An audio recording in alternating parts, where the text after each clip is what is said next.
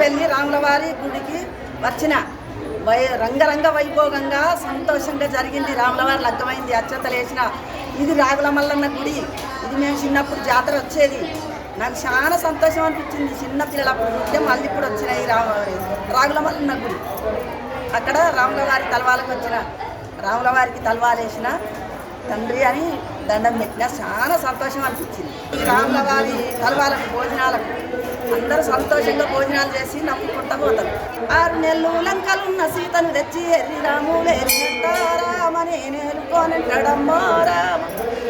ఇల్లు దాటిందాన్ని ఇడుపు దాటిందాన్ని నేనెట్ట ఏలుకుంటానో మామ, నేనెట్ట ఏలుకుంటానో రామ. అట్లాంటి పలుకులు ఆ నోట ఈ నోట రాఘవుల శవున పడ్డాదో రామ, రాఘవుల శవున పడ్డాదో రామ. అది విన్న రాముడు అగ్యోల మండిండు, తమ్ముడా లక్షణ మీ వదిన సీతను అడమికి దోలి రమ్మంటా రామ. నిల్లల్ని అడమికి దోల్తా నీకెట్ల ధర్మమౌనన్నో రామ, నీకెట్ల న్యాయమౌనన్నో రా. హరి హరి అన్నయ్య ఎంత మాట అంటివి, నా వదిన సీతను అడమిలో దోలచ్చేదానో రామ, అడమిలో దోలచ్చేదానో రామ. సీత